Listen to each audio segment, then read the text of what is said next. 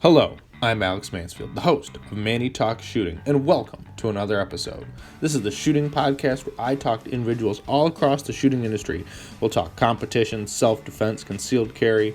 If you like this content, check out our YouTube channel, Manny Talks Shooting. And without further ado, let's get to this episode. Manny Talks Shooting is proudly presented to you by D2 Custom Guns.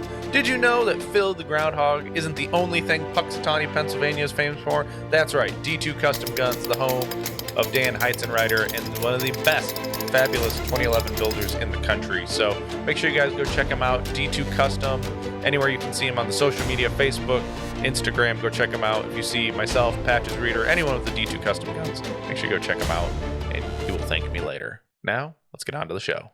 Welcome, everybody. Welcome back to another installment of Manny Talk Shooting, the shooting podcast on the internet for your enjoyment, I guess. I mean, my sanity, your enjoyment. But without further ado, this podcast is proudly presented to you by D2 Custom Guns. Go to d2customguns.com. Get yourself a blaster ordered, limited optics, open, or limited if you still decide to shoot iron sights. Hit up Dan, get it ordered, and you will thank me later. But today, without further ado, we're going to talk to a man, an electrician with his hair and his pants on fire. We're talking to Mr. Ryan Fowler. How you doing, Ryan? I'm doing good, man. Doing good. How are you? Doing pretty good. It's been a week and a day, but hey, we're gonna get through it. I think it's Wednesday. That's the problem about this. It's only Wednesday. Yeah. We got 2 more days to go. Yeah, exactly. And yeah, no match for me this weekend. So yeah, me neither. That's the worst. But yeah, so it's all good. But Ryan, for the people who don't know you, who are you and how did you get into shooting? My name is Ryan Fowler. I got into shooting competitively anyway last year. So last August was my first match. I had been kind of shooting for a while before then.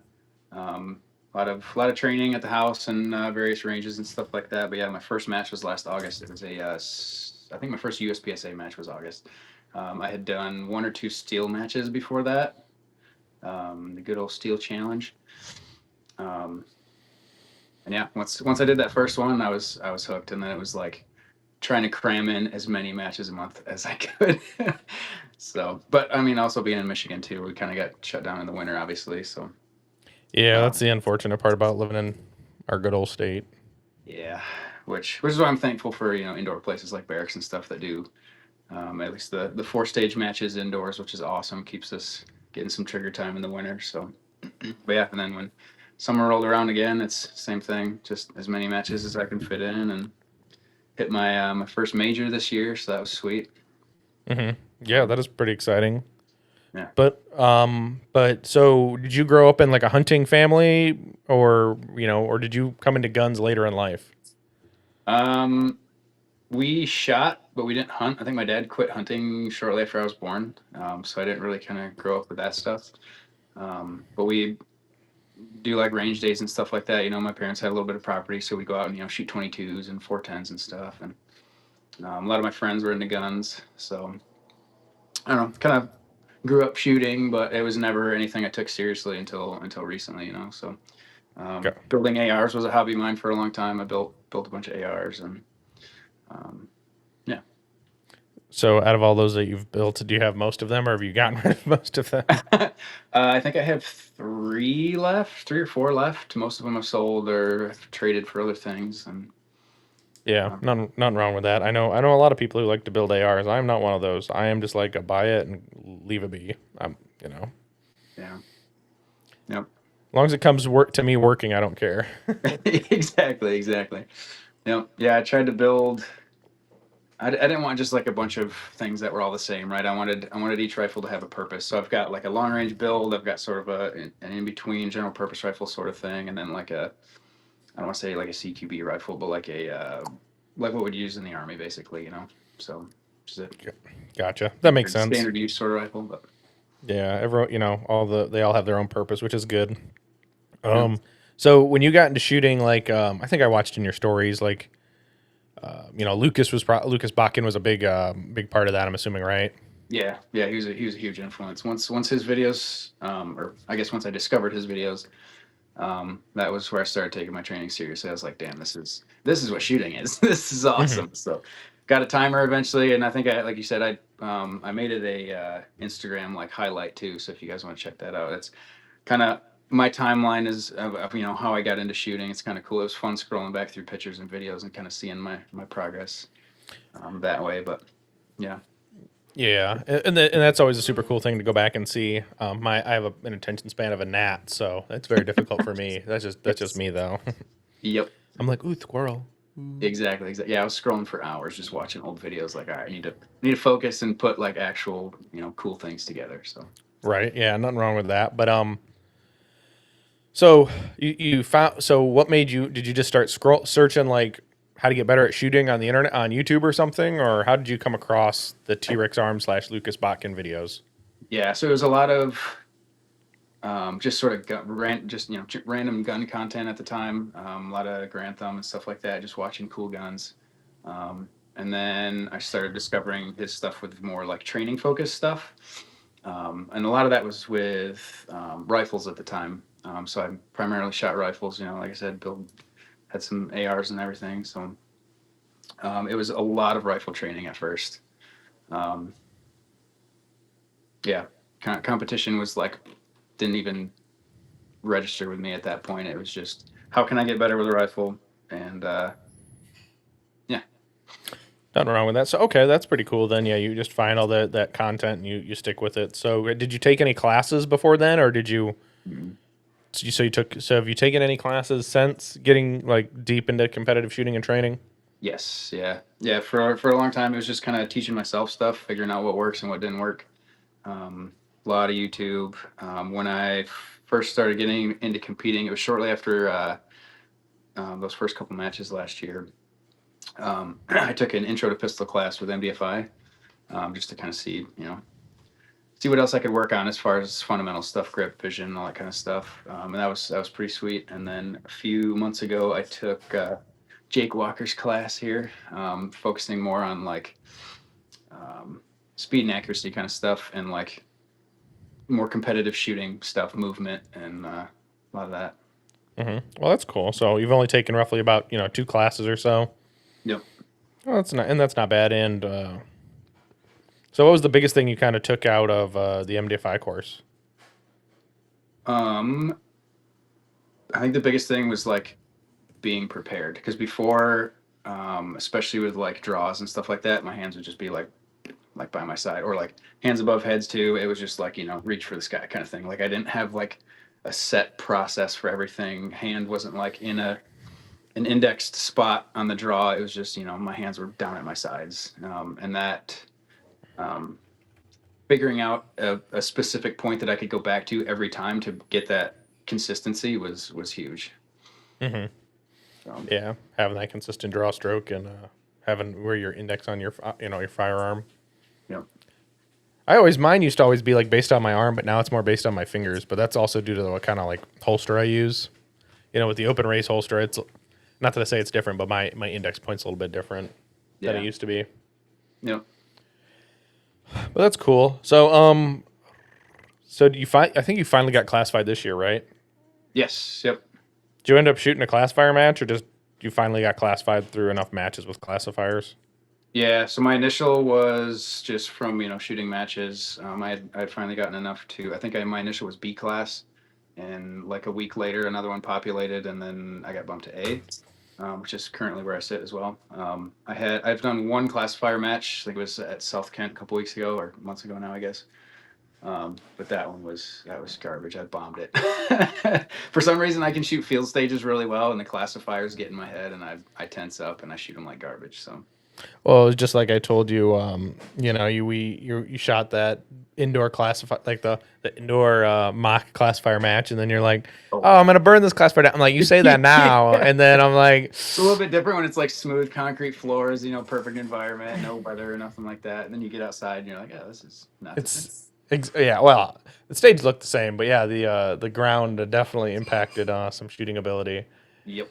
I mean, I shot an okay on that one, but I'm also like, I could care less at this point about shooting classifiers. Like it for you guys, it's great. Like you can shoot good match pace, good speed. You've got good fundamentals. Like, and I can shoot with the same good speed and fundamentals in open division, and then be like, it's still only a low B class. This is garbage. Like, I'm like, screw you Yep. guys. I'm going home. Yep. Yep. Because I'll be talking to Harrison or Adam, and it's like, I got a master class run on that. I'm like, fuck you guys. Like, this is not okay. Not the same. Yeah, I, and I even did like a the match in North Porter Conservation Club last weekend and down in Indiana. And dude, there is some really good limited optics and open shooters there. Some of those open guys, I think one of them was on my squad. He's just ripping through the stages. I was like, dude, there's no way these hits are there. He was like consistently a few seconds faster than everybody on these stages.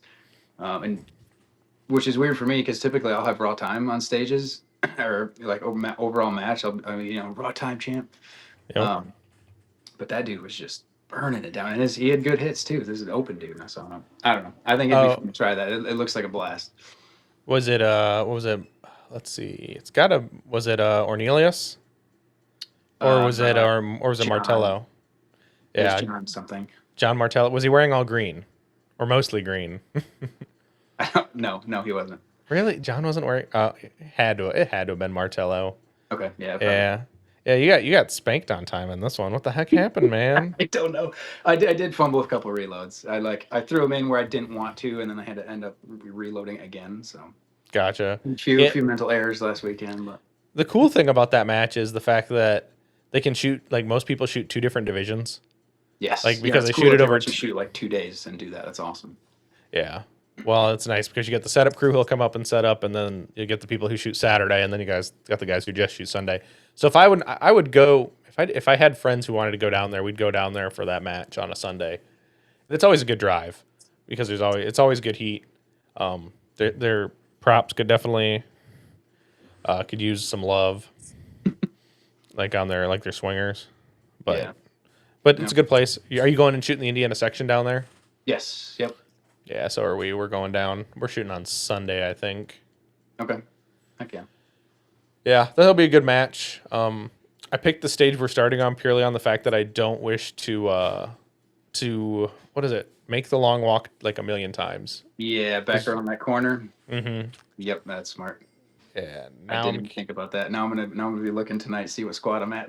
I'll look. I'm in here. Let me look. 'Cause I can't remember what squad I'm starting on.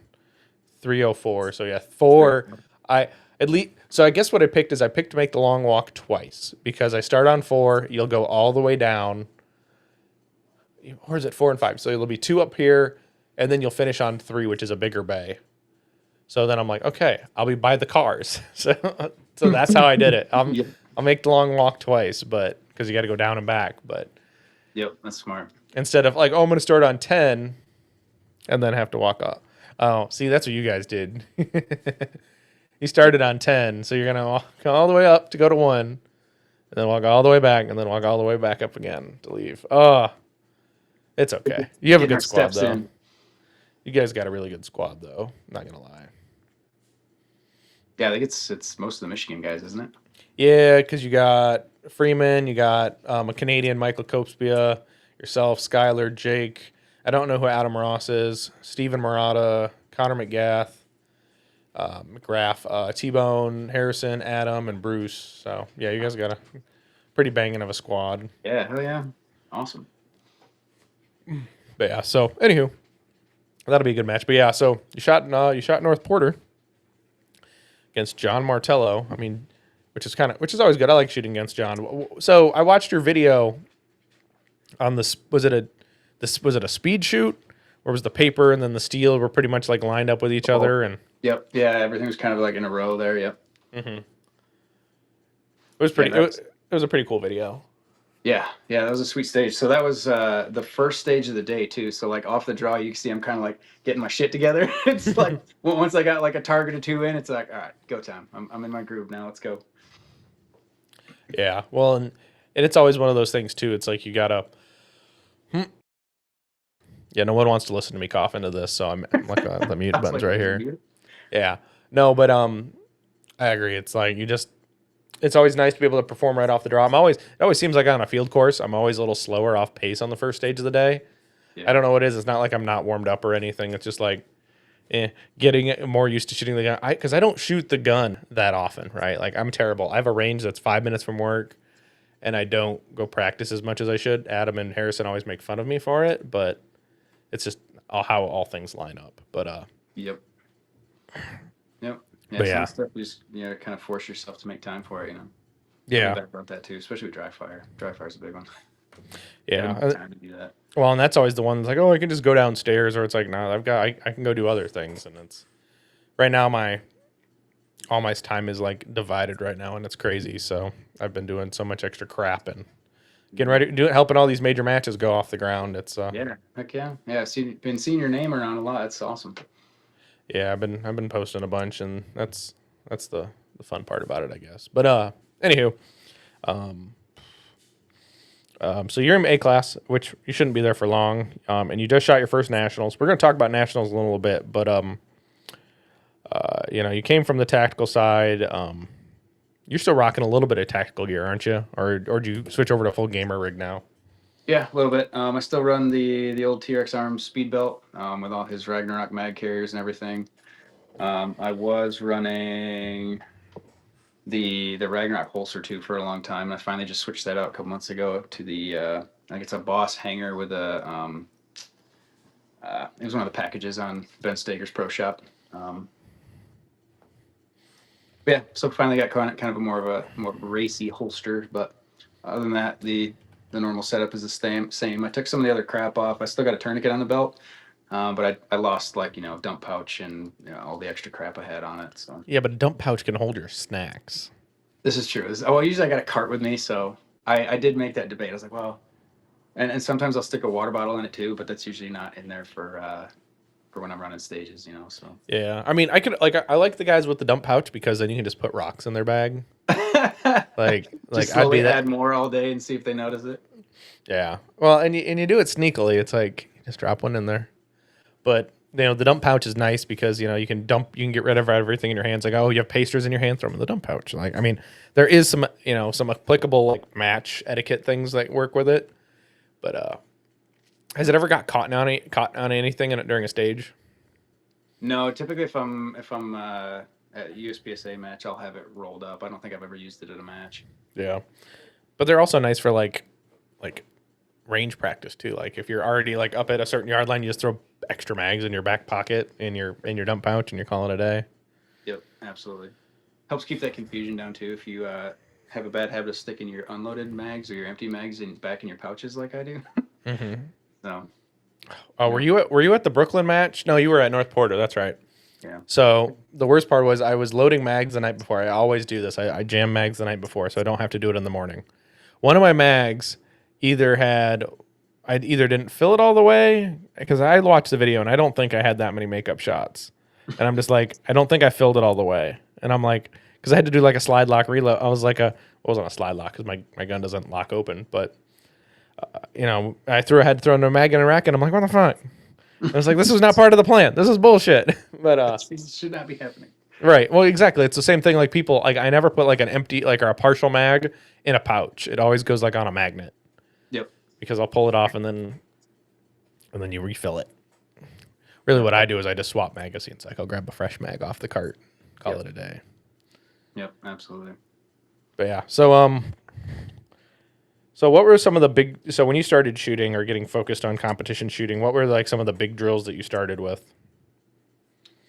Um, I did a lot of bill drills, 22422. A lot of the times I would just set up random crap in the backyard. So we moved from our last house out to Fenville. We got 25 acres out here now, which is nice.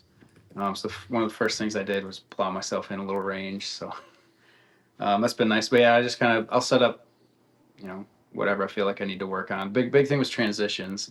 So I'd set up targets like as far as I could apart, Mm-hmm. and then a couple in the middle too, different distances and stuff like that, and just see how I could do transitioning between them. Obviously, so. Right. So looking at pictures of videos of your range, did you mostly work steel? So the one with the crap ton of steel, that's actually in my parents' backyard. Oh, okay. Mine is just kind of like a big dirt patch with like 12-foot berms. So, Nothing wrong with that though. but but yeah, so at their place, yes, I do shoot a lot of steel. So he's got all kinds of stuff. He used to have one that was like on a cable that would rotate between trees, but he got he got rid of it because the cable kept being hung up and blown out. Whole So big he's thing like there. he's like the Michigan Hickok 45. Yeah, pretty much. He being an old timer, he's collects all the brass and everything too from the yard, and he'll recycle it and buy more steel plates, which is awesome. But yeah, He knows he could reload that, right? yeah, I'm too lazy. I just leave it lay on the ground. Yeah, but no, that was always one of those things. I loved when I was uneducated in guns. I loved watching Hickok 45, and it'd just be like grape soda, orange. He'd just be shooting random fruit, and it's like, Yep, turkey silhouette. yeah, I'm gonna take this one out here to the gong at 50 yards, and or the Yep. pigs out there. If it, yeah, no, that was always good. He's always got like some goofy little one liner that he drops before he's shooting. Yep. Yeah, those are always good ones. Okay, so yeah, you did a couple big drills, and I'm just trying to. So when you came into the sport, obviously you shoot. You're from the Grand Rapids area. Did you? Was your? I'm assuming your first USPSA match was at South Kent. Yes, yeah. Where I live now is like half an hour from South Kent, so that's kind of my home range, if you will. Yeah. Do you shoot that match like every month or? Do I? Sorry, yeah. Yeah. Do you shoot that match every month? Just about, yeah. I think I've hit most of them this year so far. Yep. I think there'll be Yeah. probably two that I won't make this year. Gotcha. No, that's not bad either, though. I mean, it's always nice to have like a home club that you always go to. But I do like to. I find having a little bit of diversity is pretty nice. Like as you say, you try to shoot almost every weekend. So if you had a perfect ideal, no other plans, what matches are you hitting on which weekends? Um, I feel like I rotate good between South Kent, Oak Hill, and North Porter. Now that I found out about that one, I didn't know about that one until a couple months ago. I Yeah, figured Indiana, it's like, oh, 3 hour drive, blah blah blah, and it's like an hour from me. So time change is important. yes, yeah, that too. So the first time we went there, we showed up like 2.5 hours early. Was anyone actually there though? Yeah, they were still setting up targets and getting things organized, ready to go. So Oh, so you were just one of those guys who was like, "What are you doing are here that early?" yep. Not the end of the world though either though. So Yeah. but yeah, so that's good. You at least you get a little bit of adversity on different stages, right? It's not like you see one match type, right? Because most clubs are like that. They've got their flavor and their style, and that's what they stick to. But I mean, building the all-around shooter, I think that's what you got to do. Is you got to go to different matches and shoot. Yep. But so did you? How prepared did you feel going into your first major match, which just happened to be nationals? Yeah. So I was honestly really nervous. From what I've heard, this was an easier nationals, just like stage wise than before. Um, less crazy angles and goofy obstacles like wobbly bridges and squatting or laying down, shooting underneath stuff and blah blah blah. But on the flip side of that, I also heard that it was one of the most difficult ones to place. Like smaller or mistakes cost you more places than in previous years, just I guess because of the talent that showed up, Mm-hmm. which is cool. But yeah, I think Oak Hill definitely got me more prepared for that because I mean, like Skylar, you put on some great matches and a lot of angle work, distance, steel at distance. So I mean that helped a lot. Yeah, I can imagine that it helped a lot. Oh, let me back this up. So, did you get a open registration slot to the nationals then? Yes, yep. So South Kent emailed or put out an email to whoever was in its chain saying, "Hey, we got one slot for nationals if anybody's interested in it." And me and Donnie sent our email at the exact same time. So I guess I think he was a member at the time, so he ended up getting the slot. So yeah, so I waited for open registration, and I was just I had a timer going, waiting for that second to drop, and I'm just refresh, refresh, refresh, refresh. And as soon as it opened, I snagged the first slot I could get. So. Well, that's good. At least you got in. I know that's a big contention for a lot of people is getting into that match during open registration. Yeah. It'll be a little bit different for next year since next year it will be in Utah. So it's a hike for everyone on this side of the country. Yeah. Yep. I mean, we'll still probably have people who decide to go to it, but that's definitely a hike. I see you finished fourth A class, which is pretty respectable especially for your first major match and first nationals. Yeah. Yeah. That was sweet. I went into the last day sitting in second, so I was Hmm. really hoping to pull a podium finish off for my Yeah, first. so you dropped about 40 points between, well, yeah, 40 points from second to fourth, so it's a couple of oopsies here and there. I mean, it looks respectable. You finished only with one mic and two no penalty mics. Yep. You got a procedure. Did you get a foot fault? No, I shot one on that stage where they turn in front of you, the Virginia count. I took You took a what? a makeup shot. Oh, yeah, you survey. Called a miss low left on the middle target and just instinctively made it up. So you were able to get all your shots off on both strings then? Yeah. Yep. Okay, so you threw an extra shot. Not the end of the world, but too bad it was not an overtime hit because that penalty was only half of a penalty. So yeah, that's the interesting part about fixed time is it's like Virginia count, but it's not Virginia count. yeah, yep. That was the first fixed time stage I've ever shot. So the scoring for that didn't really make sense in my head. So right now, what's your next big match? Sectional, Michigan sectional. Okay, and then you're shooting Area 5 a couple weeks later. Yep. And then Indiana, is that, or do you have one in between there and that? Yeah, I think that should be my next major. Yeah. Okay, gotcha. So who'd you end up? I guess I could look on my phone because that's the cool thing about Practice Score Competitor, so I can find out who was on your squad. Do you remember what your squad was? For nationals. Yeah. 112. Gotcha. So if anyone is actually listening, you can type in squad and then 112 or whatever number you're looking for, and you can search for it, by the way, if you spell squad right. Yep. So I don't know anybody else. Oh, Anthony. Nope. Don't know him. I don't know anybody on your squad. Oh, except Donnie. Yeah, we had Donnie. That's it. Donnie Love.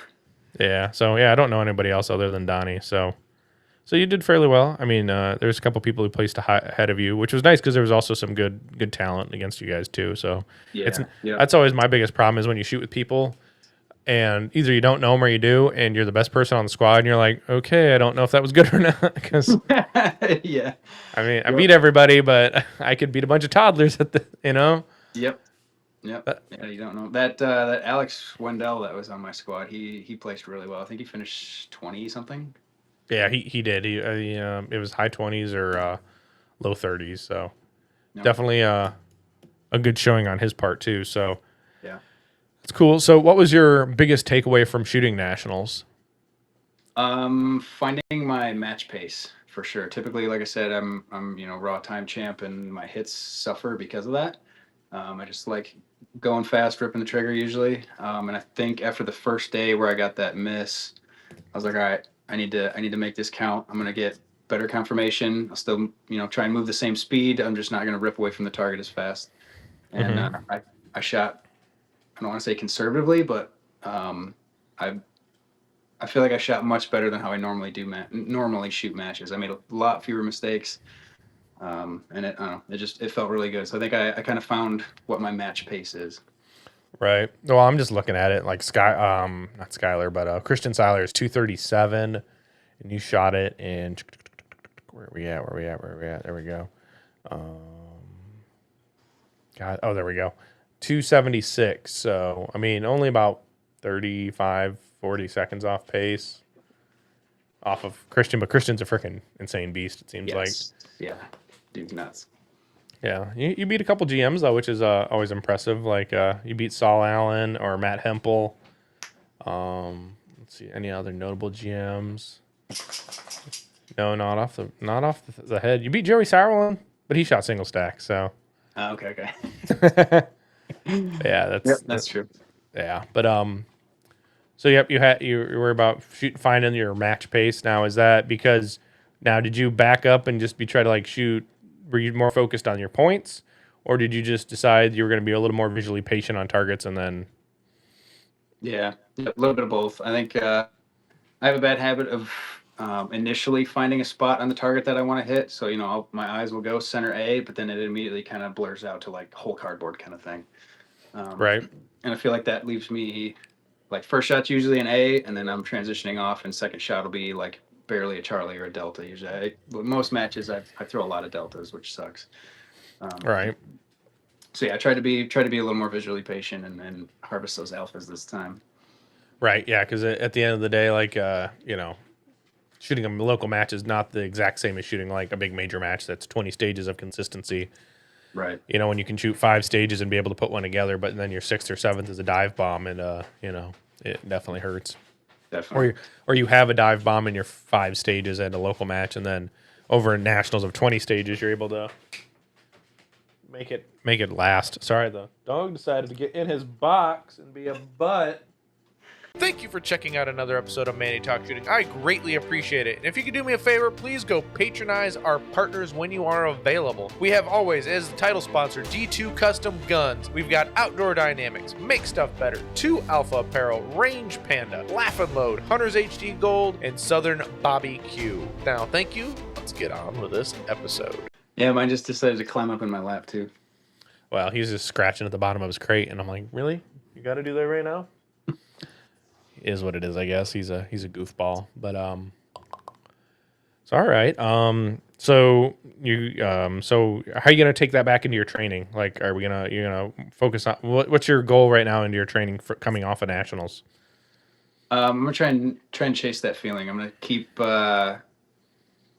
shooting matches and trying to get that match speed back again. Seeing if I can replicate it, reduce the amount of mistakes that I'm doing. Deltas as well. I'm trying to keep shot consistency, I guess. Mm-hmm. And yeah, focus more on getting points than speed, because like Jake told me too, he's like, yeah, I'm not, like, naturally fast. I don't need to push speed. I need to get points, and then those things will come together in the end. Right. Yeah, and that's a lot easier to teach somebody than somebody who's really slow. Teaching a slow person is very difficult because they can't get the idea out of the being slow. They want to hit perfect hits, and Yep. it's a lot easier to teach that sloppy person to rein it in and get some hits. Yep. So what's your goal? Do you have a goal right now that you're working towards, or not really? Yeah. I mean, now that nationals is done, my goal then was obviously to I don't have any expectations, but I wanted to shoot my match as good as I could and just see how I stacked up with everybody. So I think rest of the year, as far as the majors too, I kind of want to see the same thing, just kind of see how I stack up. This being my first full season, but I'm hoping to make master this year. But at the same time, like, I don't really care about the letter. I feel like I already shoot the level. So I'm gonna keep that up, clean up my hits and everything, and yeah, just trying to stay consistent and get those points. Mm-hmm. Yeah, that makes sense. Yeah, no, just cleaning it up and being able to shoot at your performance and your match pace. So, what does your training schedule look like currently? Like, is it mostly dry fire, or is it relative mix, or are you live fire heavy? Yeah, kind of a little bit of everything. I'll usually dry fire at least once a day. I mean, with it work, like we were talking beforehand too, like out digging trenches and stuff like that at work. So days like this, I'll come home and take a cold shower and like fall asleep on the couch watching The Office or something. But no, most days it's dry fire. Been shooting a lot of matches almost every weekend. So if I don't have a match, I'll typically go out to the range here and set up some drills or run a small course, or go over to the folk house and practice steel or something. So I keep a good mix going: live fire, dry fire, and that Ace VR as well. I shoot that just about every day, kind of in conjunction with my dry fire. So. Mm-hmm. Now, have you found that that's really been changing the game for you, or is that just kind of like a supplement and it's fun? Yeah, a little bit of both. I think that definitely helped me with visual stuff, transitions and everything like that, and finding. I don't know. I feel like that visual aggression came a lot more because of that. I feel like maybe not specifically because of that, but just because I was using it so often. I think like within the first few months, I put over 150,000 rounds in the game. But yeah, I don't know. I feel like it's helped me a lot pushing speed too, because I can try things in the game, and be like, dang, that worked, and then I'll go try it in live fire and either be like, okay, I can actually do that in real life, or nope, that's stupid, like that's not realistic, kind of thing. So Right. Yeah, just being able to do it your site's pace and your match pace, and be able to move on and Yep. have fun with that. People keep telling me I need to get one. I'm also just like a broke bitch and like not getting one. My problem is I wear glasses, and everyone says I got to get the MetaQuest 3 because I wear the glasses, and it's like, yeah, I don't know how I feel about that. Yeah, it's expensive to get into for sure. If I didn't already have the Quest thing, I probably would have waited a little bit, but I So, am actually an affiliate with them, so I have a 10% off code if you would like it. oh, there you go. I mean, what does that save you on the monthly? What is it, a yearly or a monthly membership? I think you can do both. I think it's monthly, or you can and pay for like a year installment or whatever. But it's a 10% off thing. Or if you're um, military, law enforcement, and I believe first responders, it's a lifetime 20% off as well. So Oh, that's pretty cool. But yeah, you also got to buy. Well, you got to get the membership now, and you got to buy the handheld, yep, which which I think is smart on their end instead of just giving people the handheld because like it's a lot of plastic to be given away. yeah, They do send out cool. They do send out cool little prizes and stuff, for hitting so many rounds or whatever. I mean, that's always the cool thing that they kind of yeah. They do. do like challenge coins and stuff, and they'll do. So part of the subscription too is they host like online competitions and all kinds of stuff. They're constantly updating with new stages and events and blah blah blah. They got a ton of like pretty much all the USPSA classifiers, or a lot of them anyway. Um, but yeah, I feel like they do pretty good keeping people involved and um, keeping new content out. So Yeah. No, I think, and I definitely think it's cool, especially if it gets people training. Like a lot of people normally wouldn't, but they have that game and they can play it. It makes them feel good about getting practice in, so yep, they can do them right. Like yeah, there's nothing wrong with that. So, yep, where yeah. was I I got a going? couple buddies that have it too. That have live in apartments, so it's not like they can just go out to the backyard and shoot, or it's like in a city or whatever, going to an indoor range. So I mean, it's not the same experience. Yeah, yeah, definitely. I mean, shooting inside sucks. I'll just say that. Yeah, Now, I mean, when you got like an indoor match, it's not as bad, but it's still all a little bit of downrange, but yeah, not the end of the world either, though. So, yeah. not the end of the world. But so you said you're focused on making master this year, but you're not really push on it as a goal. Um, obviously because now that every classifier counts. Oh, puppy kisses. Now that every classifier counts, I mean, you kind of get hosed a little bit on that, but Yeah, yep, yeah. So that last South Kent classifier, I think I had a few like I don't know. I think it was mostly 70s. I had like a B, a C, a high A, and I think one M that actually ended up getting thrown out because they used the wrong size poppers. oof. So that kind of hurt. So Yeah, we shot Brooklyn on Sunday, and when shooting Brooklyn, they decided to set up El Prez, and I'm like, wonderful. not a fan of that one. Well, no, I obviously you got to do it in like 3 freaking seconds in open division to be anything competitive. Yeah, Well, that's true. like I said, T Bone's like, oh, I shot a master. Oh, Adam's like, oh, I shot a master. I'm like, yeah, go fuck yourselves. I'm proud of them, but they can do that. But it's also like the system blows right now. Yeah, yeah, I mean, back in the day, it's like, okay, you shoot it, and you're like, okay, cool. It doesn't count because it's too low. But now it's like, oh no, fuck, it sucks. making you work for it now. Well, that or just drop your percentage faster. I think there's a GM in PCC who's like, all right, let's see how far my classification will drop. I want to be the first GM at 0. Yeah, that's true because your classification doesn't change, but your percentage can still go down. Right? Yes, your percentage can still drop down. Yeah. Yeah. But it is what it is. I mean, if the system works out, it works out. But Lord have mercy, I had a thought and I lost it. But oh, so you're still shooting Glocks, right? I mean, you're a Glock boy. Yep. Have you ever thought about leaving the Glocks? Yes, but not seriously, I guess. Yeah. I've dabbled with other things, but So if uh, you left Glock, what would you go to? ooh, good question. Um, Probably M&P. Mm-hmm. Yep. The good old M&P. Now, would you whiz bang it out like everybody says to? Probably just a trigger, honestly. I don't do a whole lot. Like even so I compete with it. I mean, tons of Glocks. I used to carry 19, now I carry 48. Competed with 34s and the 17, and I got a bunch of different Glocks, but pretty much all I did was trigger and like add some weight inside. I did like the Ben Steger, like the brass plug and a tungsten guide rod, and that's pretty much what I've done to it. So Yeah, my Glock had a brass plug and a tungsten guide rod just to give it a little bit of more heft. But then I also put that vicious grip tape on the side of it because I'm a glutton for punishment, I guess, on my hands. I do not work enough blue collar or say I swing a hammer for a living, so my hands are still kind of girly. Oh yeah. But they definitely are a little. They can handle the roughness of those kind of grips or like the super cheese gratery 2011 grips. So Yeah.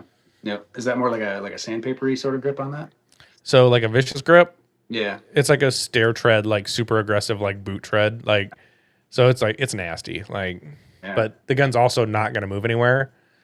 Like So make here people bleed in dry fire, kind of nasty. Yeah. Well, the best part was you put on chalk to not bleed.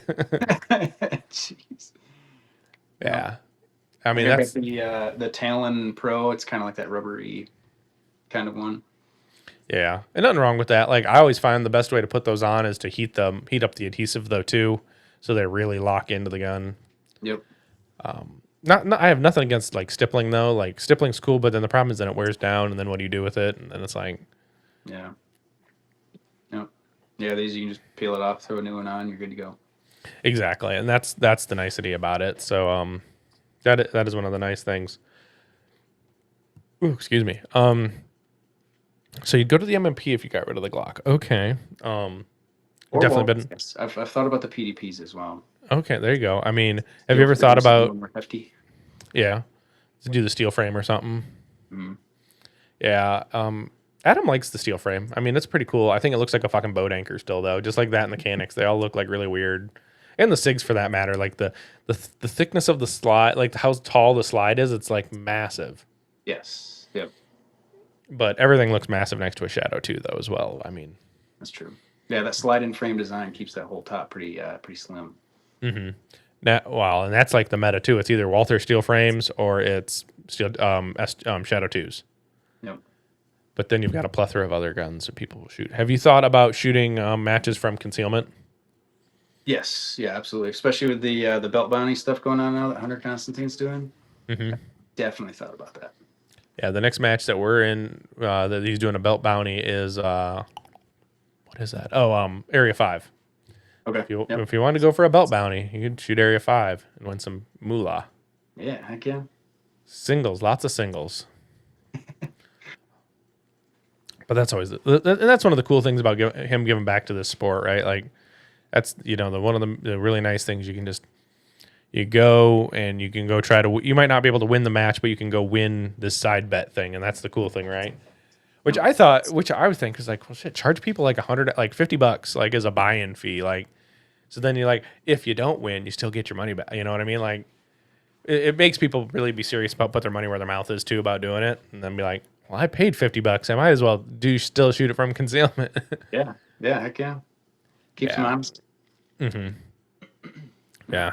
Yes, it does. So, you said you were doing. If I remember right in your stories, you were doing some range work not too long ago. Yes. Is that done, or is it still under construction? Yeah. Yep. I think we're pretty much good to go now. So we're making our berms taller, so we had an excavator come out and build those up to like 12, 15, I don't know, 15 feet high or something like that. I've got a little D3 dozer, and it does work, but I couldn't push the dirt up high enough unless I had a ton of dirt and ramped it up and then cut the bottom off. But so yeah, we had that going. I put in some drainage kind of at the entrance of it because it was just a swampy mess in the springtime, especially. We're kind of at a low point in my property geographically, so springtime, it's a lot of standing water and wetness out here. Yeah.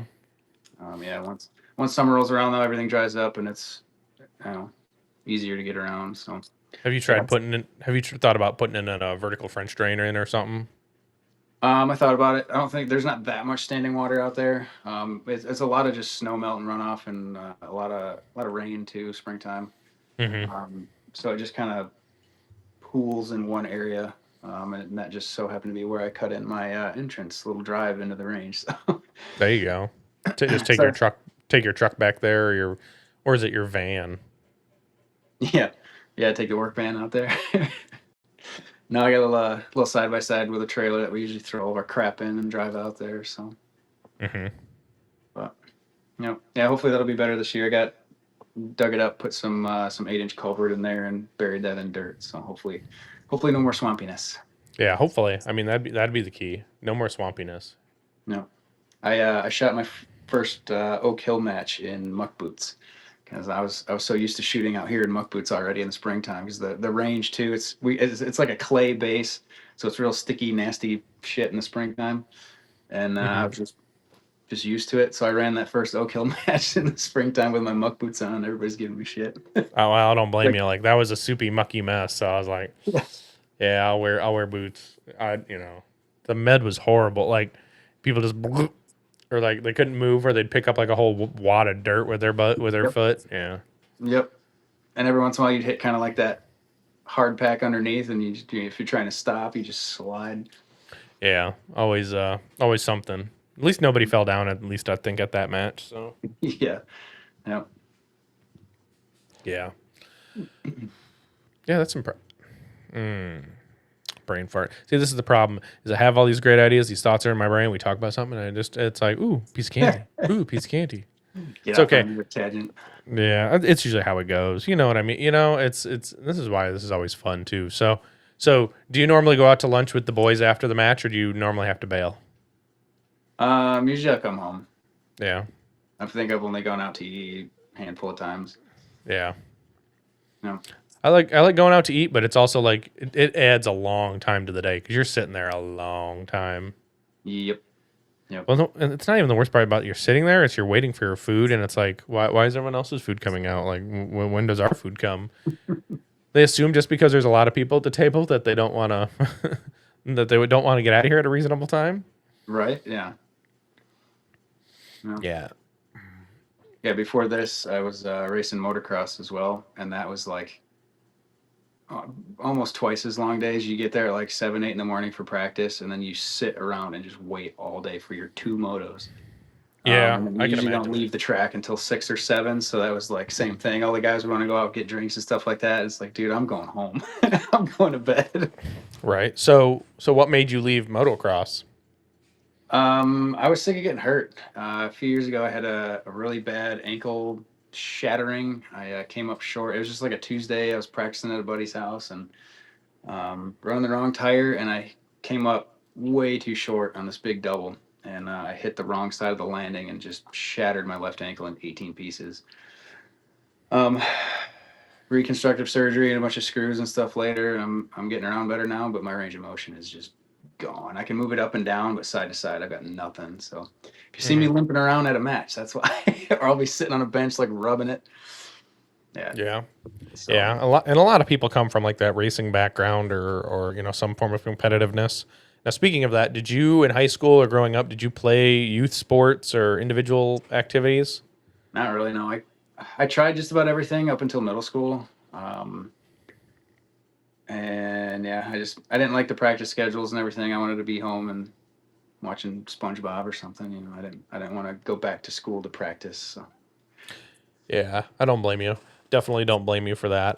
I mean, which is interesting. So, where do you think you get your competitive drive or your competitiveness from? Honestly, I don't know. And I feel like it's been a recent thing where I have to compete in everything. So I did like motocross, I compete in pool leagues, shooting. Like, I feel like everything that I get involved in now, I have to like see where I stack up with other people and have that, competitiveness. So, you said pool leagues, right? So, what did you play in 8 ball or 9 ball?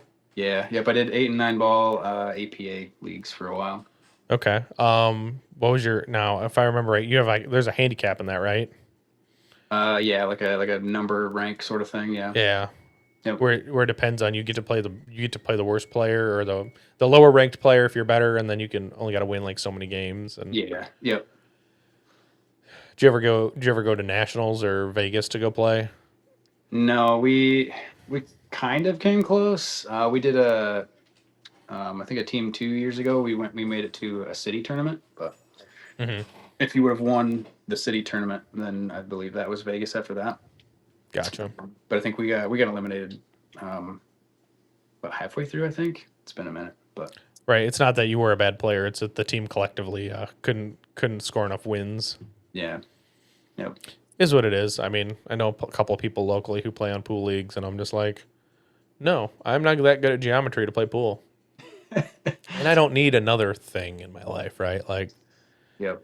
Like, That's kind of my winter hobby. I picked that one up during COVID when we couldn't really do much, you know. mm-hmm. So that was a lot of YouTube, and I picked up a little $200 table on Marketplace. Had that in my basement for a long time. So Now, did they deliver it, or did you have to go get it? yeah, I had to go get it from this guy's basement and tear it apart and haul it home. Thankfully, it was a 3-piece slate, not just one massive thing, you know. So The van would hold it. I mean, you got the work van. I didn't have that at the time either, so I ended up using a buddy's truck with a bunch of blankets and stuff in the bed. So Yeah. Did he at least the person who you bought it from at least help you tear it apart? nope, sat there and watched. Well, so they at least told you how to do it. Yeah. Okay. He was like, all right, I think there's like screws over here and here, and then the legs come off and da da da. And then he went upstairs and disappeared. Did you have to have it professionally leveled, or did you do it yourself? My dad did it. Oh, He's done a few in the past. So he showed me how to do like the wax in between the seams and all that good stuff. And we got the felt reapplied and everything. So yeah. And you just gotta you gotta do it right and put it back together properly. And yep, especially when you kind of spend that kind of money, you don't want to not put it back together right. yeah, yep. So you got a pretty extensive workbench back there. Do you reload, or are you just buying all your ammo? No, this is pretty much all tools. I buy reloaded ammo from Adam, but this has been kind of started out as the AR building bench, and it's just kind of my maintenance area now, and Yeah, I've got I'm fixing stuff. Yeah, my wife's like, "Why do you have?" Now I've got like 3 workbenches. I've got one to clean the guns, one to like load ammo on, and then like the one in the garage that's like working on the lawn, like the lawnmower or the weed whacker. And it's like, why do you have so many benches? Because I can't keep bringing everything inside the house. Yep. I thought about doing gunsmithing for a while. I did I think it's the Advanced Gunsmithing Certificate program from Sonoran Desert Institute. I think I graduated that last February. I didn't I didn't want to do gunsmithing like specifically. My thought was I wanted to open up like a range and training center and then offer like some smaller gunsmithing services. But that course was pretty sweet. We did all kinds of stuff from like little maintenance stuff to some metal work. We got to practice hydro dipping. Like it was pretty cool. So where did you do this at? It was all online. So I believe the school is based out of Arizona, but it was all online courses, and FaceTime with instructors and stuff like that. And there's all videos and stuff you watch and books you work through, and they'll send you packages with like tools and projects and stuff like that, and you basically just film yourself doing these projects and upload it. So I it was cool. was about to say, how the hell do you teach somebody hydro dipping over the internet? You know? Yeah, yeah. It was a lot of kind of figured out, but it was good. Well, that's cool. That's always cool, and that's always nice to see. No. Let me pull up my notes because I know somebody sent me. I think it was Freeman. Let me ask Freeman or see what Freeman asked. Scrolling. Oh, then there's Jake. What was the best class you've ever taken? Ha ha ha, Jake. Self promotion. Nah. Oh my God! Actually, some people did actually put some questions. All right. What's your workout routine during the week? Freeman needs to know because he's not buff enough. Oh man. So I am actually just getting back into the gym. That was another thing I was competitive at. I used to compete in bodybuilding. But now it's just I'm lucky if I'm in the gym maybe once or twice a week. The rec center down the street here's got free membership for residents, so Mm-hmm. I'll get in there and just kind of. I usually break it up body part. I'll do like shoulder day, chest day, leg day. Yeah, I kind of keep the same like routine as I used to back then when I was training for competitions, but a lot less weight now. Right. Well, and who was it? Oh, Alex Kate. He used to be a professional. Well, not professional, but that's what he did. He was a bodybuilder too. Nice. Heck yeah. It's kind of weird to see a dude spray tanned though. Yeah. When my first show too, I didn't know anything as far as like the process of the stage stuff goes, you know. So they're like, put me in this room in this little booth and they're spray tanning me, and they did not do my face at all. What I learned most people do is they'll like have them spray it on like this little pad or something like that, and like pat their face, or they'll have them spray their face or something like that.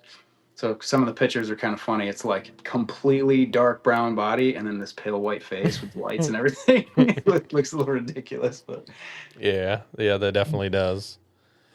But hey, you learn, right? that's right. So I don't know if this it's a guy. I don't know if you met him, Will Bailey. Did you meet him at Nationals? I know he went to Nationals, but he asked what was your favorite part of Nationals. Probably all the people that I got to meet. It was really cool meeting some of the like YouTube famous guys and some of the top industry guys and really good shooters, obviously, and being able to see them like in their element, shooting their game, and getting to shake their hand, like that was awesome. Especially So since my first time going to one too. So right. So who'd you meet? We'll start with that. oh man, Lucas Botkin, I got to meet him. That was awesome. I was sitting there watching Super Squad the first day, and he comes walking up behind me with his dogs and his wife and everything. Got to talk to him. That was awesome. Brantley Merriam too. I think I met him. He was the first one I met. We were walking stages when we first showed up in the rain, and he was happened to be at the same bay we were at, so got to meet him. Who else? Hunter Constantine, Christian Seiler, Chris French. Not a super popular one as far as like shooter stuff goes, but he's a YouTube guy I've been following now. He's from Texas. It was really cool to meet him. He's kind of one of the boys now, which is cool. Yeah, I'm probably forgetting some, but It's all good. No, I met Hunter. He was born over by Detroit. He's yeah, got I some learned that. fam. I didn't know he was from Michigan. That was cool to find that out. Yeah, a couple of years ago, he'd like come back once a year. Like, so I think it was 22 Area 5. Right after that, he came back and shot some stages from that match. And then the next year he did again. What was it, the first year? So, no, yeah, 22. And maybe 23. Anywho, I met Hunter. He was a good dude. Always a pleasure to meet and see him. We'll message back and forth once in a while. He's been super helpful about sponsoring some matches. But yeah, he's from the Detroit area. His grandfather lives over there, so he makes a trip back once a year. And I always make fun of him because he never lines up with good matches. He's like, "Is there a match in my area?" I'm like, "No, it's on the other side of the state," which sucks. But yeah, Brantley I had on the podcast. I bet that was pretty cool meeting Lucas. Now, did you ask him any nitty and gritty questions while he was there, or? No, not really. I didn't want to get involved in like the drama stuff. I mean, obviously that all sucks, but I told him if he ever expands his new range ventures into Michigan, that I'd be interested in that. So Yeah, it's a cool. I watched his video. I like the premise of the idea. It's just going to be interesting to find places like, I mean, there's ranges like that here in like no FUD ranges, but really, you know what they're done? They're run by FUDs. Like, I don't get, you know what I mean? Like, we're a no FUD range. No, you are the, when you say you are the no FUD range, you are the FUDs. Yep. Yeah. Unless it's like a club or an organized place, like pretty much all the public ranges I know about, it's like, massive wooden structures, gated stuff where you're only allowed in this time to this time. There's usually like a safety guy there or something like that. But I know the one closest to me too, it used to be just like a field with some berms and you could do whatever. It was, free reign. And a few years ago, they redid it all, and same thing, just massive wooden structures with like benches and targets at 100 yards or something like that. That's Yeah. after you shoot competitively for a while, it's like I can't do anything there. It's like I can go check zero or something like that, but it's they don't let you draw from holsters, and it sucks. Well, and that's the worst thing too, is like talking to ranges or some ranges, and it's like they only understand like static shooting lines. Yep. even if they've taken like a class, it's a static shooting line, right? No one's really moving, so they understand that. But when it comes to like the 180 environment of a match, like they have no idea. And then there's all these permanent structures on ranges, like Yeah. it's like it does not help like set anything up. Like it just makes it more of an inconvenience. No. But I'm excited to see if Lucas can get that off the ground, if or where or how he'll do it. Yeah, definitely. There was talks of bringing Brantley up here. I think there are still talks. I'm going to talk to him. I think I might host him up at Oak Hill next year. Nice. It's one thing I like doing is hosting instructors. My biggest thing is like hosting instructors needs to not be hard on me because I've already do enough with my schedule. But I'm willing to do the legwork and bring people in purely from the fact is it's like if nobody does it, it doesn't happen, right? Like that's the. So Brantley Merriam, I might bring him up. I was also thinking about bringing Donovan Moore. Did you see Donovan Moore at Nationals? Yes. Yep. Yeah, I got to meet him and actually getting to shoot one of his night vision matches this November, which will be sweet. Yeah. Looking forward to it. Did you meet Shooting Jesus then? I did not. Who is that? Buck Lawler. Did you meet Buck Lawler? Oh, no, I saw him, but I didn't get to meet him. Yep. Oh yeah. Steve Anderson calls him Shooting Jesus just purely from the hair, and it's like I guess this makes sense. Nice. But yeah. Christian's a nice guy. I've communicated with him a couple times. You know what the best part is? Like you go up to his you just know his mom and dad are on the range, and you know I remember going up to I went to Carry Optics Nationals last year just to go observe for a day. I think Christian was pasting or getting ready to shoot. Oh, more puppy kisses. Yay, puppy kisses. But I just talked to Christian's mom for like 2 shooters, and I asked her how their trip and stuff. Like, cause you've seen her on the internet. Like, it's one of those like, it's not like the little person who's just sitting in the background that you don't know. Like, that's always the cool thing. I was kind of disappointed because I don't think Trace Decker shot Nationals, but Trace has been super busy. You ever heard of Trace Decker? Mm-mm. He's a guy he's from Kentucky. He's a really good shooter, but I think he got married and then they built a house, so the money pit of building a home, right? Yep. There we go. Factory Gun Nationals. That's the one thing I hate about practice score. You got to spell it perfectly, or you're not going to find it. But like I don't think either of the Deckers shot. Yeah, neither of them shot. But anywho, they were good shooters from the Kentucky area. But that's always a good match, too. If you're looking for something, I know it's on Father's Day weekend, but typically in this Kentucky section match is always a stellar match on Father's Day weekend, though, unfortunately. Okay. But Yeah. it's always a good match. It's only 6 hours away from home. Nice. Yeah, that's not bad. No, that's about my limit. What I drive is like, yep, that's about as far as I'll go because, yeah, no. It's the other interesting part about going to North Porter. It's like, oh, it's only 2 hours away in Indiana or whatever. But the time changes because it's in freaking like near Gary, Indiana. It's like, Yeah. it's like, It makes going there nice, but then coming home kind of shitty.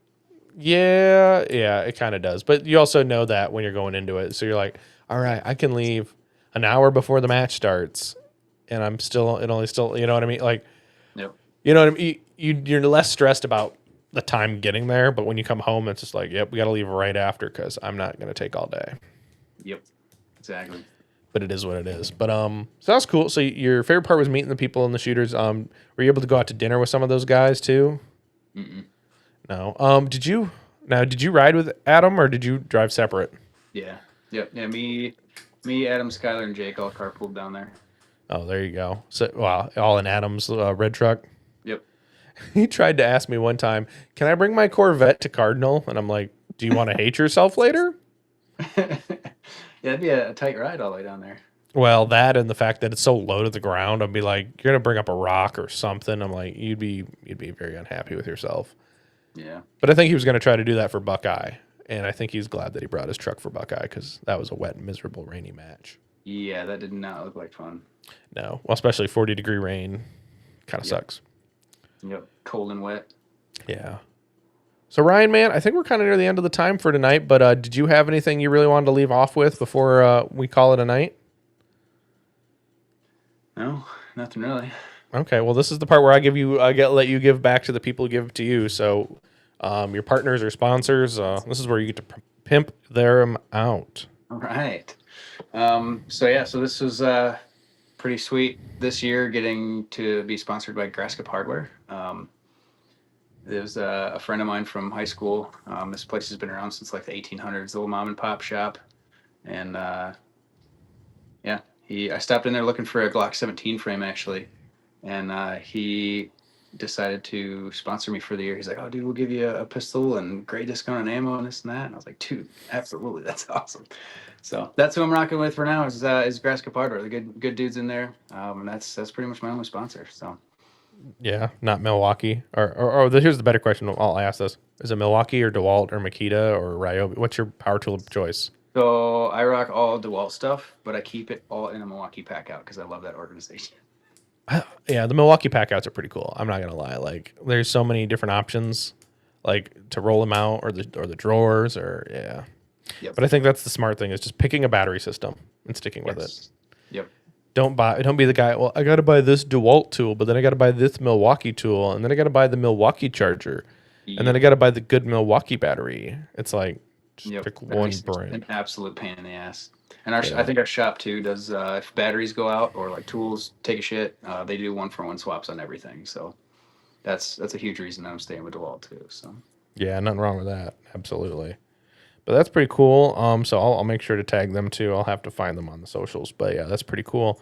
But Ryan, if people want to talk, if they like to listen to you talk on this podcast, where's the best place for people to get a hold of you? yeah, I can. I'm definitely most active on Instagram. R Fowler Fires. R Fowler dot fires. Sorry. So that's going to be the best. Well, I mean, that's how I got a hold of you. But yeah, so that's the best place to get a hold of you. So people can do that. That's awesome. Yeah. So hit him up if you guys want to learn about him or talk to him and shoot about him and see him in a match. Hit him up there, right? Yeah. Yeah, man. But thank you for hanging out with me and joining me tonight on this podcast. I appreciate you rescheduling the one night because I had a meeting conflict, but I appreciate you being flexible with me. And yeah, brother, appreciate it. And listeners, get out and do the things. We're going to see you on the next one.